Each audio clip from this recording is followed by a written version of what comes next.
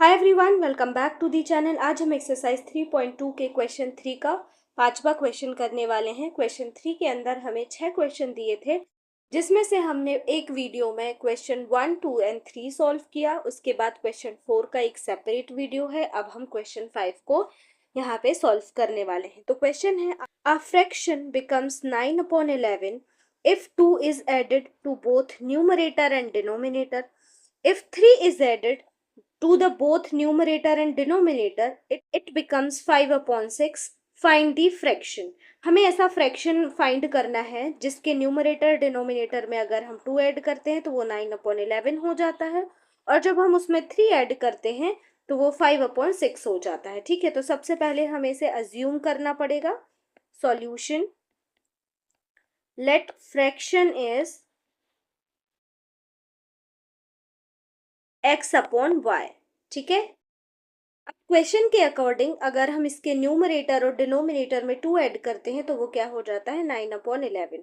यहाँ लिखेंगे according to question x + 2 upon y + 2 equal to क्या हो जा रहा है, 9/11।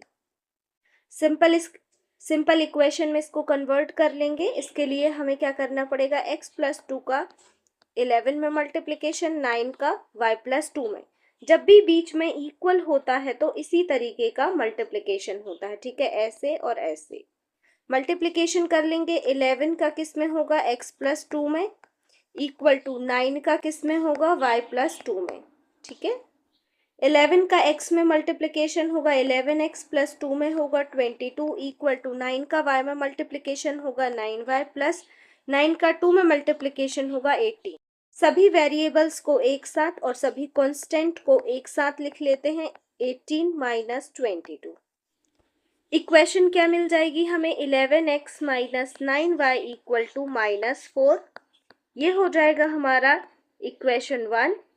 उसके बाद अगेन हम क्वेश्चन को पढ़ेंगे according to question. Second equation क्या बनेगी हमारी, अगर हम इसके न्यूमरेटर और डिनोमिनेटर में 3 ऐड करते हैं तो हमें क्या मिलता है, 5/6। ठीक है, ये लिखा क्वेश्चन में। इसको भी सिंप्लीफाई कर लेते हैं। 6x + 3 equal to 5y + 3 multiplication हो जाएगा। 6 का x में एंड 3 में, तो 6x + 3 में मल्टीप्लीकेशन होगा तो 18 इक्वल टू 5 का y में, फिर 3 में मल्टीप्लीकेशन करते हैं, 5y + 15। सभी वेरिएबल्स को एक साथ और कांस्टेंट को एक साथ लिख लेते हैं, 15 - 18। ठीक है, 18 इक्वल किस तरफ आएगा तो क्या हो जाएगा, -18। 6x - 5y equal to -3। ये हो जाएगा हमारा इक्वेशन 2। इक्वेशन 1 या इक्वेशन 2, किसी भी इक्वेशन को सॉल्व करके हम एक्स वाई की वैल्यू निकाल सकते हैं, जिसकी आपको निकालना है। मैं x की वैल्यू निकालूंगी इक्वेशन 2 से। तो यहाँ लिखेंगे from equation 2 6x - 5y equal to -3। ये इक्वेशन 2 है।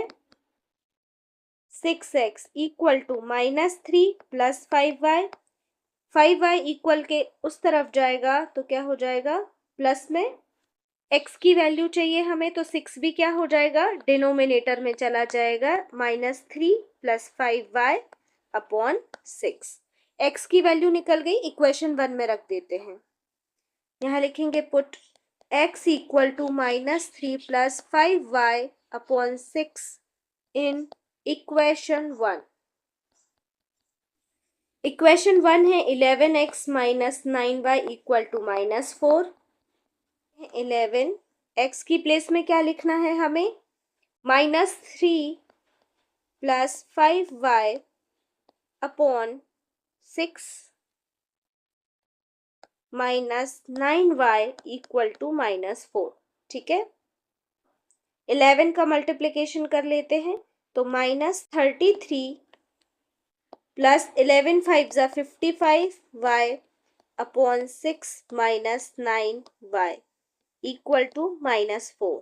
ठीक है, अब देखो यहाँ 6 डिनोमिनेटर में है और यहाँ पे 9 के डिनोमिनेटर में 1 है, तो यहाँ आप दो तरीके से सॉल्व कर सकते हो, एक एलसीएम लेके, आपका एलसीएम क्या आ जाएगा 6 आ जाएगा, आप पूरे का डिनोमिनेटर में 6 लेंगे, 9 का 6 में मल्टीप्लिकेशन हो जाएगा, मतलब जैसे हम एलसीएम लेते हैं, ठीक है, इक्वल टू -4 आएगा। नेक्स्ट स्टेप में फिर 6 का आप -4 में मल्टीप्लिकेशन करेंगे।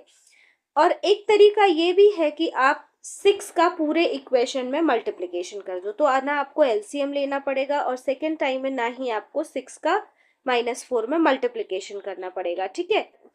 तो हम क्या कर रहे हैं, 6 का पूरे इक्वेशन में मल्टीप्लिकेशन करेंगे, तो यहाँ लिखेंगे मल्टीप्लाई बाय 6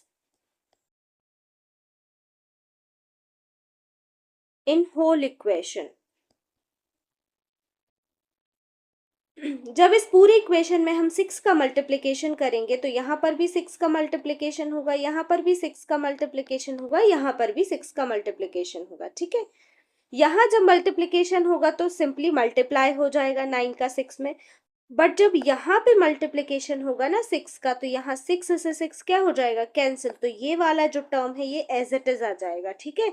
तो मैं क्या कर रही हूँ, यहाँ पे लिखूंगी नहीं इंटू 6, डायरेक्ट लिख रही हूँ -33 प्लस 55y -9y इंटू 6 कर रही हूँ, यहाँ पे नहीं किया क्योंकि कैंसिल हो जाएगा, ठीक है। तो डायरेक्ट मैंने यहाँ पे लिख दिया -4 इंटू 6, -33 प्लस 55y -9y का 6y में मल्टीप्लिकेशन होगा 54y इक्वल टू -4 का -6 से मल्टीप्लिकेशन होगा -24, ठीक है।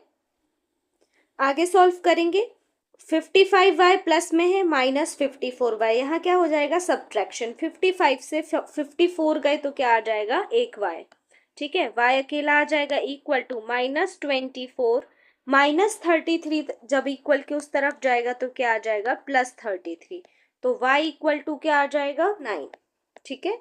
y की वैल्यू आ गई, अब हम x की वैल्यू निकाल लेते हैं। Put y equal to 9 in equation 1, ठीक है।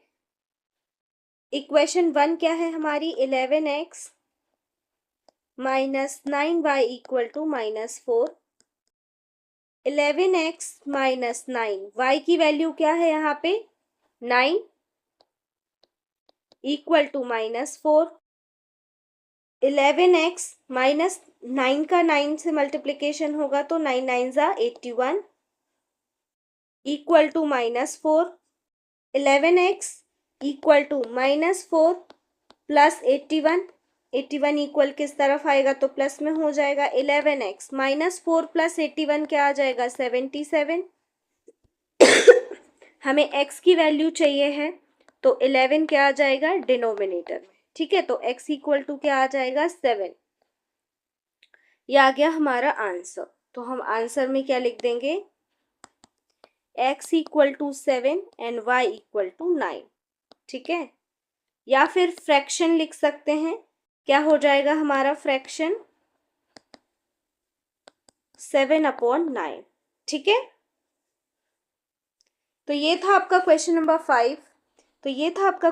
5। अगर आपको वीडियो पसंद आया हो तो अपने दोस्तों के साथ शेयर करिए एंड चैनल को भी सब्सक्राइब करिए। Thank you for watching.